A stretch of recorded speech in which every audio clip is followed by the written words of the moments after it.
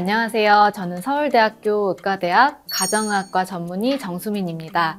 오늘은 아토피 피부염에 대해서 궁금한 점을 같이 알아보는 시간을 갖도록 하겠습니다. 아토피 피부염 증상은 대표적으로 굉장히 심한 가려움을 동반한 붉은 병변이라고 할 수 있겠습니다. 발진이라고도 하는데요. 우선은 굉장히 특징적이기 때문에 보통 진단을 할 때도 그 병변의 특징과 여러 연령별로 나타낼 수 있는 그 위치를 보고 진단을 하게 됩니다. 그리고 연령별로도 이제 다르다라고 알려져 있는데요. 영아기 때, 그러니까 2살 미만, 1살 미만 이럴 때는 얼굴에 주로 빨갛게 발진이 올라오게 됩니다. 그리고 팔이나 몸통 이런 쪽으로도 퍼지게 되는데 팔 쪽은 우리 이제 접히는 부위를 이쪽이라고 하면은 바깥쪽 이제 신전부라고 하는 쪽에 주로 생기게 됩니다. 다리도 마찬가지고요.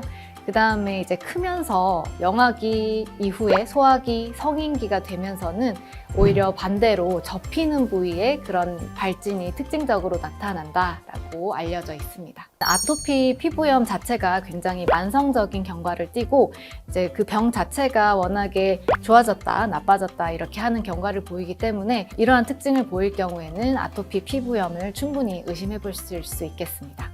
아토피 피부염의 원인은 유전적인 부분과 그리고 환경적인 부분 둘 다 복합적으로 작용한다라고 할 수 있겠습니다. 우선은 유전적인 부분은 대표적으로 이제 가족력을 들 수가 있겠는데요. 가족 중에 알레르기성 질환, 예를 들면 비염이라든지 천식이라든지 이런 질환이 있는 경우에는 더 잘 발생한다라고 알려져 있습니다.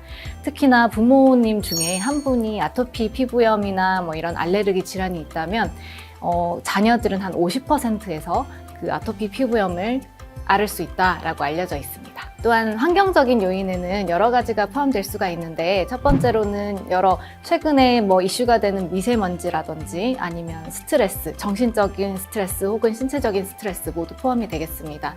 또한 주거 환경, 새집 증후군이라든지 혹은 겨울철에 난방을 하면서 나오는 포름알데하이드라든지 이런 것들이 원인이 될 수가 있겠습니다. 사실 아토피 피부염 환자들이 굉장히 민감한 피부를 가지고 있기 때문에 계절적인 변화에 굉장히 취약할 수가 있습니다. 그래서 갑자기 추워진다거나 갑자기 더워진다거나 혹은 습도가 바뀐다거나 이럴 때 악화되는 경우가 많고 아이들마다 이렇게 여름철에 악화되는 아이가 있고 겨울철에 악화되는 아이가 있고 혹은 환절기 때 이 계절이 바뀌는 때 악화되는 아이가 있어서 임상 양상은 언제 악화되느냐는 아이들마다 조금 다양한 문제라고 할 수 있겠습니다. 아토피 피부염은 어쨌든 유전적 소인이 굉장히 강하기 때문에 부모님 중에 이제 알레르기성 질환이 있으면 자녀들도 그런 유전적으로 알레르기 질환을 앓기가 쉽습니다. 특히나 이제 아버지의 영향보다는 어느 정도 어머니의 영향이 더 크다고 알려져 있어서 어머니의 영향이 조금 더 크다라고 이해하실 수도 있겠습니다. 태열과 아토피 피부염은 완전히 동일한 용어는 아니라고 봐야 되고요. 태열은 아토피 피부염보다 조금 더 큰 범위의 이제 용어라고 보시면 되겠는데 태열은 이제 어렸을 때 태어나자마자 여러 가지 영아들이 가질 수 있는 어떤 피부염 집단들을 일컫는다라고 보시면 되겠습니다. 태열이 모두 다 아토피는 아니지만 그래도 일부는 아토피로 진행할 가능성이 있으니 이제 태열이 있다라고 진단을 받거나 의심이 되는 경우는 우선은 보습 잘 해주시고 관리를 잘 해주시는 게 중요할 것 같습니다.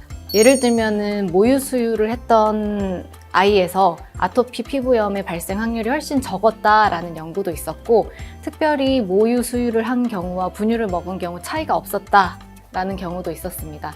근데 결론적으로 종합해보면 여러 가지 모유의 이점들이 많기 때문에 생후 4개월에서 6개월 정도까지는 모유 수유를 하시는 것을 권장합니다. 아토피가 모유 수유를 통해서 전염되는 질환도 아니고 하기 때문에 오히려 산모를 위해서도 영아를 위해서도 모유 수유를 하는 것이 훨씬 권장되고 둘의 애착 관계라든지 정서적인 유대 관계도 훨씬 좋다고 알려져 있기 때문에 모유 수유하는 것이 오히려 권장됩니다. 하지만 사실 산모가 유두 주변에 습진이 있다거나 할 경우에는 이게 상처가 나지 않도록 주의해서 하기는 해야 될 것 같습니다. 아토피 피부염 치료는 크게 세 가지로 나눌 수 있을 것 같습니다. 첫 번째가 아토피 피부염을 악화시키거나 유발할 수 있는 원인 물질을 피하는 게 제일 중요하겠고요. 그 다음에 두 번째는 피부를 잘 관리를 해주는 것입니다. 그리고 마지막으로 세 번째는 이제 필요하다면 약물 치료를 받는 것이 되겠습니다. 약물 치료는 국소 치료 그리고 전신 치료 두 가지로 나뉘는데요. 이제 국소 치료에서 가장 근간이 되는 게 결국 스테로이드 제제라고 할 수가 있겠습니다. 혹은 이제 면역 억제제를 국소적으로 발라줄 수가 있겠는데요. 이러한 치료에도 별로 반응이 없고 굉장히 심한 중증 아토피일 경우에는 전신 치료를 고려를 또 해볼 수가 있겠습니다. 전신 치료에는 먹는 스테로이드 제제 아주 단기간 사용을 할 수가 있겠고요. 그리고 다른 면역을 낮춰주는 어떤 약제들, 그리고 최근에 개발된 생물학적 제제라고 하는 것들도 사용을 고려해 볼 수가 있겠습니다. 부작용이 생기는 경우는 굉장히 장기간 고농도로 강한 뭔가 스테로이드를 넓은 면적에 발라줬을 때, 그럴 때 예를 들면 피부가 얇아진다든지 이 혈관들이 확장된다든지 하면 오히려 피부 장벽이 약해질 수는 있거든요. 그런 부작용이 있다라고는 알려져 있는데, 사실 치료용으로 진단을 받고 처방받은 경우라면은 그런 부작용은 너무 우려하지 않고 사용하셔도 될 것 같습니다. 스테로이드가 이제 강한 거를 1단계라고 하면 약한 거를 7단계 혹은 5단계까지도 나누기도 하는데요. 스테로이드 종류에 따라서도 다르긴 하지만 크림이라든지 로션, 이런 연고, 이런 제형에 따라서도 좀 강도가 나뉘긴 하거든요. 그래서 그 강도에 따라서 치료하는 것은 결국은 굉장히 의사의 판단이 중요하다라고 생각을 하는데, 예를 들면은 얼굴 부위는 굉장히 피부가 얇거든요. 그래서 그런 부분에는 오히려 조금 약한 그런 스테로이드를 발라주는 게 맞겠고, 발이라든지 혹은 조금 피부가 두꺼운 팔꿈치 이런 쪽은 오히려 조금 더 강한 스테로이드를 발라주는 게 필요할 수도 있겠습니다. 그래서 사람마다 어떻게 보면 아토피 위치에 따라서 혹은 중증도에 따라서 처방받을 수 있을 것 같습니다. 민간요법은 절대 추천하는 방법은 아니고요.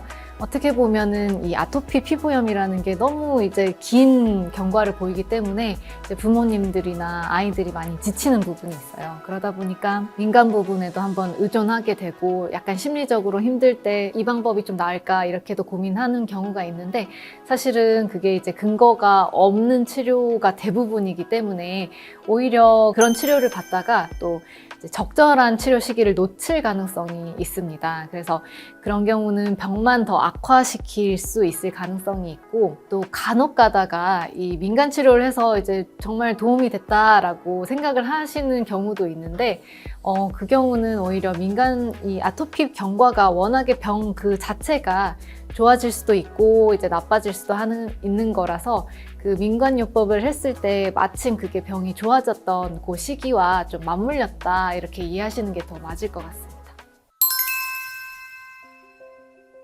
우선은 사실 아토피가 아니라도, 그리고 만약에 아토피 피부염을 진단을 받았더라도 결국 가장 중요한 거는 보습제 바르는 거, 필요할 때는 적절한 치료를 받는 거, 이 두 가지가 가장 중요한 것 같습니다. 진먼지 진드기가 사실은 대부분의 가정에 있다라고 보시면 되는데, 그 진먼지 진드기가 잘 사는 데가 천으로 된 어떤 물질들이거든요. 예를 들면 천소파, 카펫, 커튼 혹은 침대 매트리스 이런 데도 잘 살 수 있는데, 그런 거를 자주 좀 청결하게 빨래를 해준다거나, 이런 진먼지 진드기가 또 잘 번식하고 잘 사는 그런 온도와 습도가 있거든요.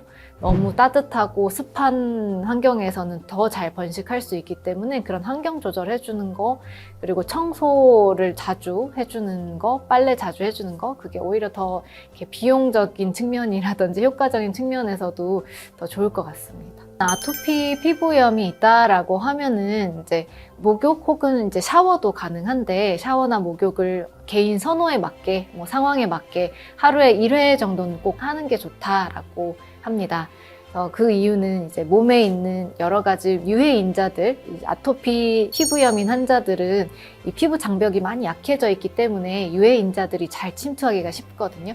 그런 것을 이제 청결하게 제거하고, 또 이 피부가 굉장히 건조하기 때문에 피부에 수분을 공급해주는 게 목적이다라고 보시면 될 것 같습니다. 그리고 목욕을 할 때는 너무 더운 물, 너무 뜨거운 물에 하는 것보다는 오히려 미지근한 물에서 하는 것이 피부 장벽을 유지하는 데는 더 좋고, 그리고 너무 또 오랫동안 목욕탕에 들어가 있는 것은 또 피부 장벽을 약하게 할 수가 있어서 보통 뭐 20분 이내로 끝내라 이렇게 권장을 합니다. 목욕을 끝낸 뒤에는 이제 수건으로 물기를 이렇게 막 문지르지 마시고 자극이 되니까 오히려 톡톡톡 이렇게 물기만 이렇게 제거해 주신다 이렇게 생각을 하시면 되는데, 그 뒤에 보습제를 좀 물기가 다 날아가기 전에 빨리 발라주는 게 좋습니다.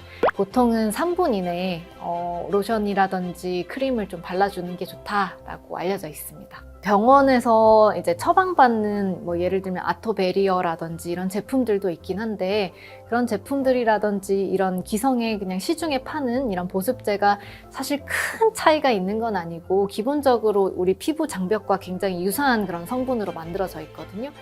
그리고 거기에다가 뭐 특수한 성분들이 조금 더 추가돼 있을 수는 있겠고, 그리고 뭐 제품에 뭐 만드는 공정 같은 거라든지 유통이라든지 이런 것들이 굉장히 이렇게 인증받은 그런 차이가 좀 있을 것 같습니다.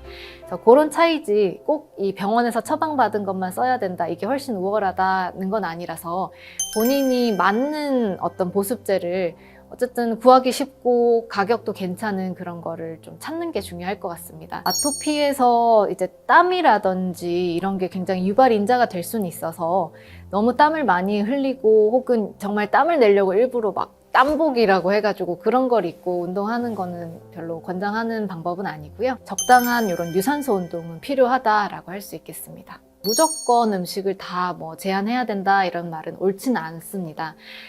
아토피 피부염 환자에서 식품 알레르기를 동반한 경우가 많기 때문에 이런 말이 나오는 것 같기는 한데요. 그래도 이제 정확한 진단을 통해서 확실히 이 음식이 아토피 피부염을 악화시킨다라고 증명이 되었다, 밝혀졌다라고 하면 그 부분은 이제 제거를 하고 회피요법을 쓰는 게 맞는데, 뭐 그렇지 않은 경우는 사실 꼭 제한을 하거나 그렇진 않아도 될 것 같습니다. 그리고 이제 한창 성장하는 아이들에게는 오히려 예를 들면 계란이라든지 어떤 육류라든지 이런 것을 제한하는 것은 이제 성장 발달에도 도움이 안 되는 부분이고, 애들이 다 모여서 뭘 먹는데 이제 본인만 그거를 못 먹고 있으면 또래 이제 사회생활에도 이렇게 별로 좋은 영향을 줄 수는 없어서 그런 부분에 있어서도 음식을 무조건 제한하는 것은 좋은 일은 아닌 것 같습니다. 아토피 피부염이 있는 아이의 이제 보호자분들이 굉장히 집에서도 환경 관리라든지 피부 관리 이런 거 많이 신경 써주시고 있는데, 이 가정에서 신경 쓰는 것들이 결국 이 어린이집이라든지 유치원에서도 좀 잘 연계가 되면 좋을 것 같습니다. 예를 들면은 선생님들께서 뭐 실내 환기라든지 온도, 습도 이런 것도 잘 유지가 되는지 적절하게 이런 것도 체크해 주시면 좋을 것 같고, 아토피 피부염이 있는 아이에서 보습도 굉장히 중요한 부분이기 때문에 충분히 뭐 손 씻고 난 다음에 보습을 해주도록 잘 지도해 주시는 것도 좋을 것 같습니다. 음식뿐만 아니라 여러 가지 다양한 뭐 알레르기를 유발할 수 있는 물질들은 잘 말씀드려서 회피할 수 있도록 도움을 주시면 좋을 것 같습니다. 아토피 피부염이라는 게 사실은 만성질환이라고 해서 뭐 완치가 어렵다라고도 얘기를 많이 하긴 하는데, 사실 완치가 어렵더라도 잘 관리하면은 충분히 좋아질 수 있는 그런 질병이거든요. 보호자분들께서는 괜히 이제 본인 때문에 아이가 아토피를 알아서 고생을 하는 게 아닌가 이렇게 죄책감 느끼시는 경우도 많고 한데, 전혀 그럴 필요 없고요. 충분히 이제 대다수가 이제 성인이 되면서 좋아지는 질병이기 때문에 희망을 갖고 계속 꾸준히 치료하시다 보면은 분명히 이제 좋아지는 날이 있을 것 같습니다.